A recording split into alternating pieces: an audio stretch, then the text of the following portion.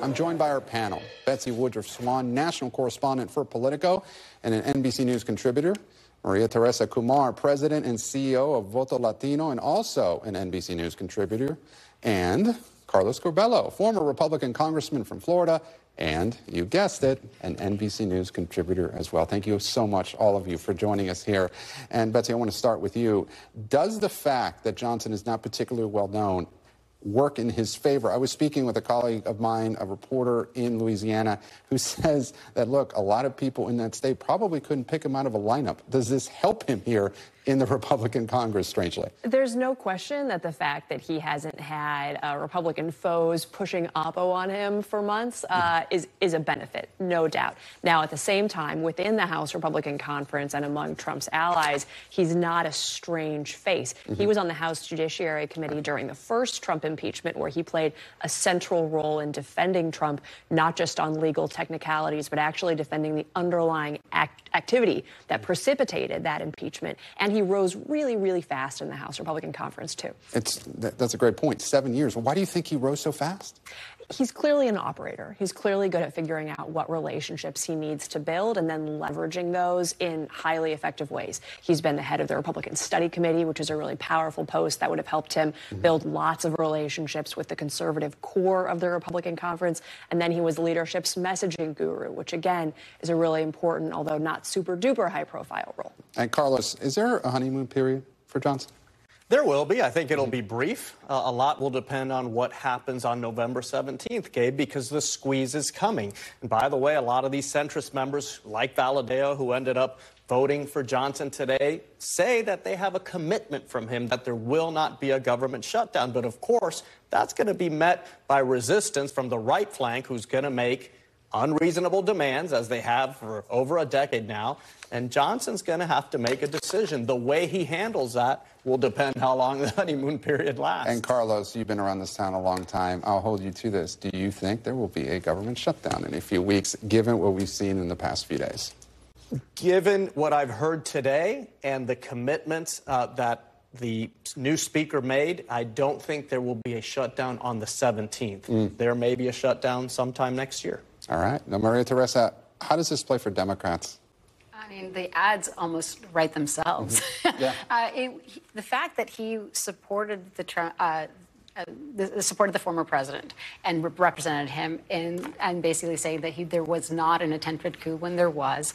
When you actually look at what he does not believe in, whether we're talking about abortion, whether we're talking about gay rights, whether we're talking about immigration, the list goes on.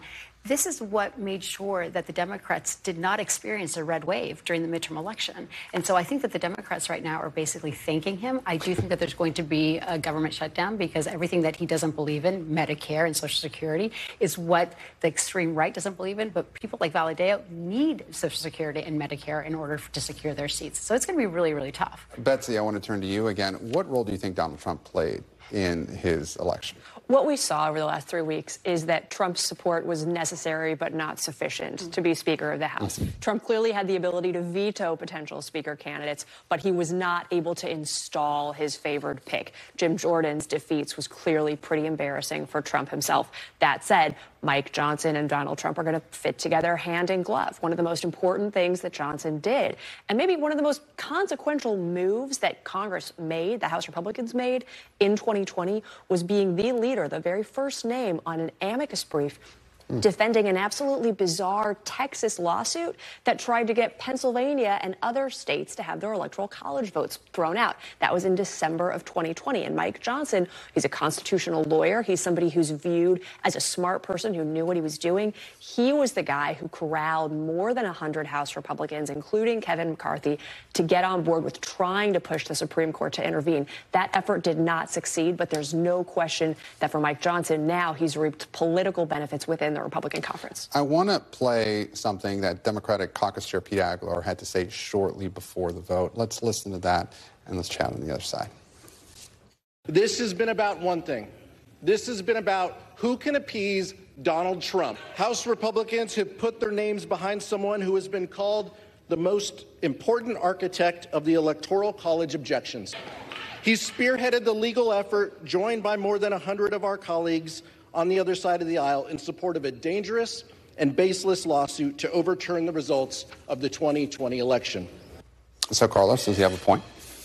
Yeah, and look, this is an issue that played well for Democrats in the 2022 midterms. The candidates that were most associated with Trump's big lie all lost in swing states. So Democrats know that this is important for swing voters, and they want to continue reminding people of this. And even though Speaker Johnson has a different style, he's certainly not a Jim Jordan. He's not out there flame throwing.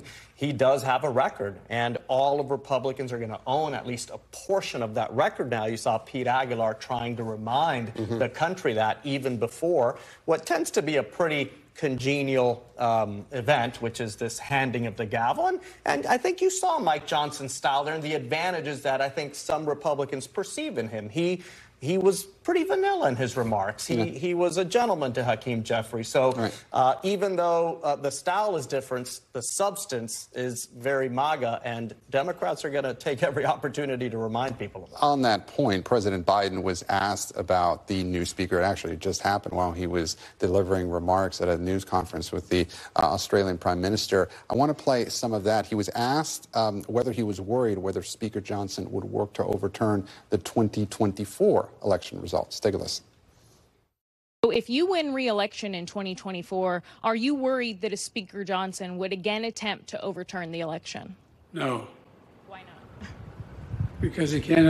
Look, just like I was not worried that the last guy would be able to overturn the election. They had about 60 lawsuits and all the way to the Supreme Court, and every time they lost. I understand the Constitution. Maria Teresa, what do you make of that response? Well, I think he's telegraphing that we need a strong Congress to make sure that they are doing the will of the people. Now, Johnson, did he do that last time around? He didn't. And I think that there's a lot of concern. I can share with you that there's plenty of groups working right now with local election officials that are completely bipartisan.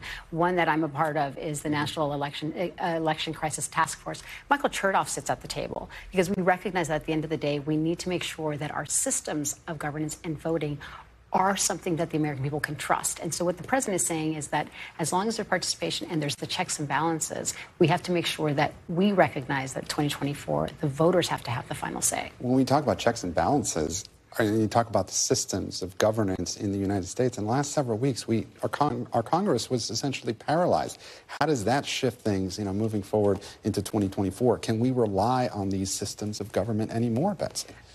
They've certainly been taken out for a spin to see how well they hold up. And even though this process was a lot more protracted and embarrassing for Republicans than typically, they did end up getting a speaker, low bar, but they crossed the extremely low bar. The bigger challenge, of course, to your point, is these actual electoral processes. And what we also know, as the sort of in addition to what you're saying, is that Trump and his allies have spent the last 2 years working to install people at the grassroots, ground floor level in these electoral administrator roles, Secretary of State roles, people with these technical, historically nonpartisan jobs to handle election administration. And at the same time, threats of violence against election personnel have scared out so much of the brain trust of the people who are at the front lines of making these elections work. And I'm so glad you brought that up because I want to get all your reaction to this. There is a new poll that shows nearly a quarter of all Americans support political violence because things have gotten so far off track. True American patriots may have to resort to violence in order to save our country. Carlos, what do you make of that? Well, number one, I think every American has to look at themselves in the mirror because a lot of people have contributed to this. It's easy to blame our leaders, and that's what I'm going to do next. But everyone has to take ownership of this democracy, and no one can be thinking that way. Our families, Gabe, left a country because of political violence, because differences couldn't be settled through debates. They were settled violently. So that's unacceptable, but our leaders have to lead. And I think Mike Johnson has a big opportunity now. Look, his record is there for everyone to see. I clearly disagree with a lot of it. But it does seem, and I did spend some time with him, that fundamentally he's a decent person. It seems that he does have a capacity to build. He has that opportunity now. And our leaders have to lead and get us away from being in a situation where 28% of people think that violence is okay. And Maria Teresa, what's your reaction? A quarter of Americans? I mean, I think one of it is because it's something that people feel after they saw the attempted coup on the Capitol. At the end of the day, what they were trying to do is that they were trying to reverse the majority of Americans vote. And I think it's very real, and I think it's very important that people stand up to it. I think we need to have our leadership to stand up for it, but we also need good citizens to make sure that they are at the forefront and actually watching and being election watchers. It was one of these things that was really interesting, is that in 2020, it was the Carter Center, who usually does international observation of elections. They actually did it here at home. That says so much. Thanks so much for your perspective. Maria Teresa, Carlos, Curbelo, and Betsy, thank you so much for joining us here on Meet the Press Now. I really appreciate it. Thanks for watching. Stay updated about breaking news and top stories on the NBC News app, or follow us on social media.